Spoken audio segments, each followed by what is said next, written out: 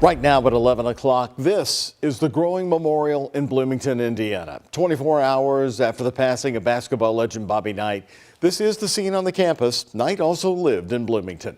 From Indianapolis right down here to New Albany, Hoosiers are coming to terms with the loss of one of the greatest and most controversial coaches to ever command a courtside. Hello, everybody, and thanks for joining us on the Night Team. I'm Doug Proffitt. WHAS11 Night Team's Connor Steffen is back after talking to people at some favorite IU sports bars and others across southern Indiana tonight as they are sharing their stories and remembering the IU legend. Connor? Yeah, Doug, from the casual IU fans who admired Knight's coaching career to those who met him and worked with him, it was clear while a legend has died, his legacy lives on. Head to any southern Indiana sports bar, and you'll be sure to hear one legendary name. Bobby Knight. Bobby Knight. The death of a basketball great and IU icon consumed conversations. He was a fantastic coach. He was a fantastic coach. Probably had the best mind in basketball. At New Albany's Pastime Pub, patrons wearing Hoosier gear gathered for a few rounds, sharing their best Bob Knight stories. Went to 87 down in the Superdome down there and caught him coming off an elevator, and it meant a lot. For longtime IU fans like Michael Andrews, it isn't the notorious post-game press junkets No idea what it means or heated courtside moments that linger. He was built on discipline and IU basketball. Real simple. Knight's accolades on the court speaks for itself. The Mount Rushmore of basketball coaches. But former New Albany High School basketball coach Jim Shannon argues Knight's legacy goes beyond his coaching success. He was great for our game. He was great for our state. And I think he was great for humanity. It was 2017 when sportscaster Dan Patrick asked Bobby Knight why a return to Assembly Hall was so important to him. Here's what he said. I've always really enjoyed the fans. I always will. On my dying day, I will think about how great the fans at Indiana were. The homecoming in Bloomington finally came in February of 2020, a moment just as special for Knight as it was for IU fans who desperately wanted him to return. Yeah, we wanted him back. He's IU through and through. Well, when I saw that, I teared up a little bit. I was very moved by it. I was very touched. It was a memorable moment, that's for certain. Today, Indiana University said there will be no public memorials planned for Knight out of respect for his family's wishes and desire for privacy. But IU will honor him with a moment of silence before tomorrow night's exhibition game. And the men's and women's teams at IU will wear his initials, RMK, Robert Montgomery Knight. Doug. Connor, thank you. Well, you can also honor Bobby Knight by donating. His family has asked that people give a memorial contribution to the Alzheimer's Association or to Marian University. We've got links for you on our website, and later in sports right here tonight, we're going to hear from Indiana's current head coach, Mike Woodson, who played for Bobby Knight from 1976 to 1980. Looking ahead to tomorrow, JCPS has released a statement to WHAS 11 News addressing rumors of a potential bus driver sick out tomorrow. The school system has struggled with transportation issues all year long. A spokesperson telling us that they were aware of the rumors and have been in regular contact with bus driver union leaders. The statement from JCPS says, quote, "There is no way for us to predict the credibility of rumors. School will not be canceled. Worst case scenario would be that we would cancel the bus routes of the drivers who call out for work." Stay tuned and join Good Morning Kentuckiana right here in the morning for the very latest on this possible development. The Indiana Supreme Court issued a public reprimand for the Attorney General Todd Rokita.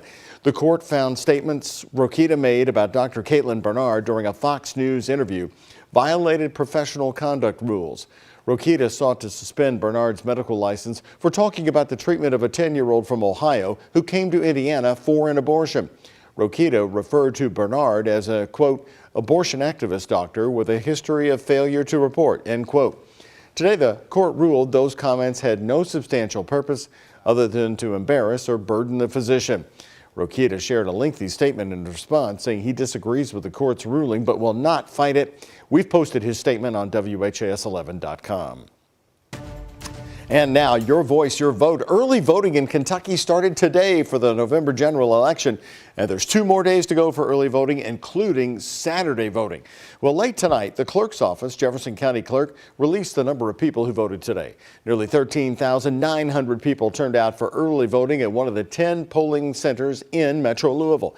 The Jeffersonian in J-Town got the most voters, pushing past 2,500 early voters. And all but the Mary Queen of Peace Gym in Shively saw more than 1,000 people vote today. Now, one group helping to push the numbers and hoping to increase voter turnout was the NAACP of Louisville. The group partnered with the Transformative Justice Coalition, which is traveling around town in a votercade.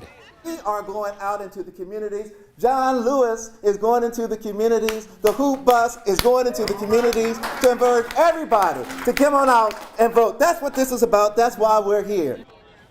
The votercade is going to be in Kentucky for all 3 days of early voting, making stops next in Shelbyville, Frankfort, and Lexington. One of the first voters in line this morning in Frankfort was Governor Andy Beshear, casting his vote for what he hopes will be another victory for the governor's seat in another 4 years. He later came to Louisville, where he met up with Louisville native and superstar Jack Harlow at the U of L campus. The two met outside U of L's Red Barn to push people to get to the polls. I just want to say this is a hell of a stand-up guy right here, so I think y'all are all holding the right size. And I want to encourage everybody to get out there and vote. You know what to do.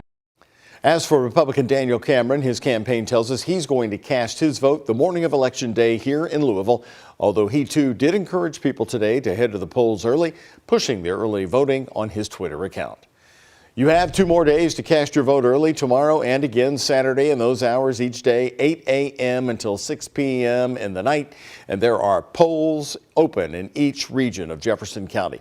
We've got all those locations for you. Check out the WHAS11 voter guide.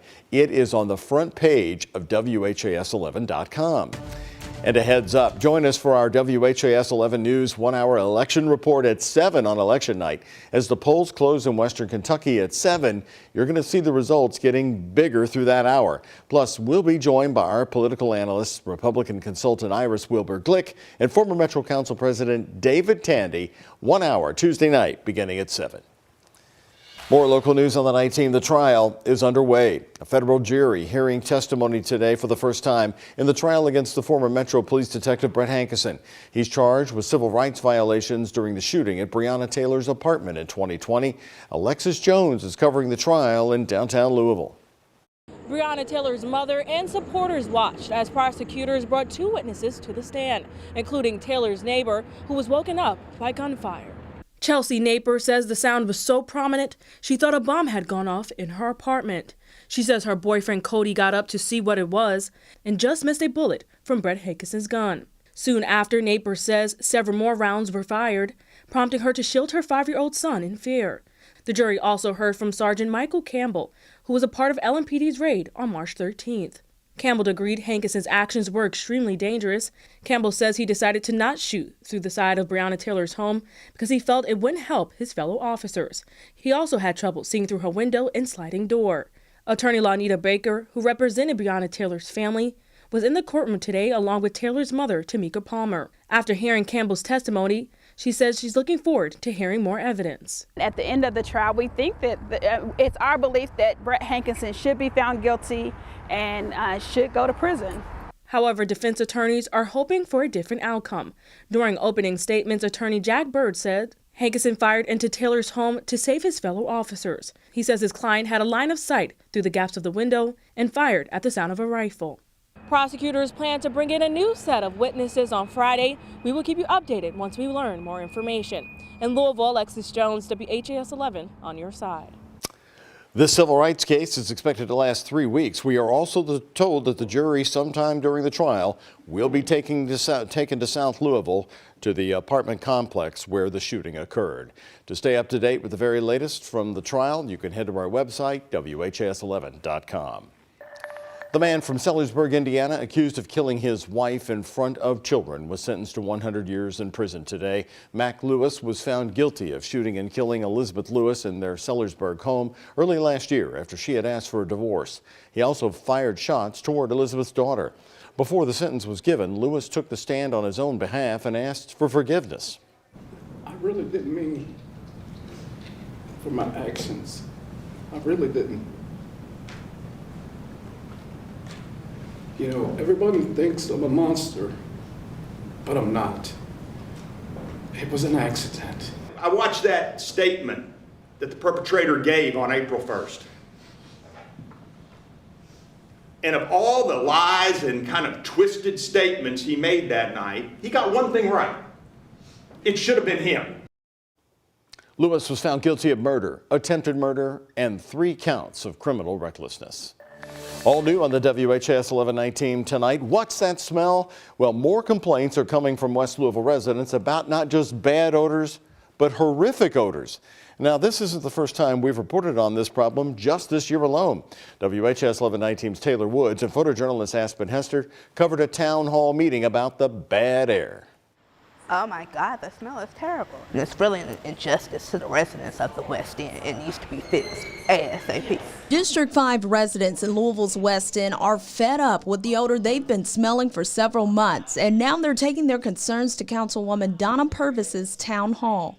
Smelling that smell is very uncomfortable, and I'm sure we're not supposed to be ingesting any of those fumes. Shatia Smith and other residents say they want to know the truth, so Purvis is bringing the Louisville Metropolitan Sewer District and the Air Pollution Control District to answer their questions about what they're smelling. When we have drought periods, it makes it even worse because we're not getting the flush or the flow in the system. Residents wrote down their questions, hoping for solutions to end the terrible odor. Why hasn't there been new drains implemented? Donnie Morris lives near Chickasaw Park and says the odor is horrific. It's a stagnant type of gasping odor.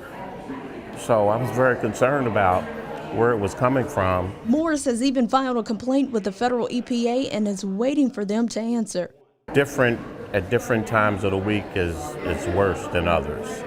So it's just a real health concern.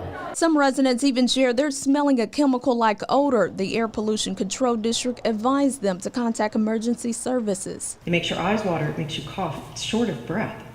Please dial 911. Purvis is happy MSD and the Air Pollution Control District came out to answer her constituents' questions. They realize it's a problem, and they've been very responsive. Hoping that this will provide residents some form of relief. In Louisville, Taylor Woods, WHAS 1119 on your side.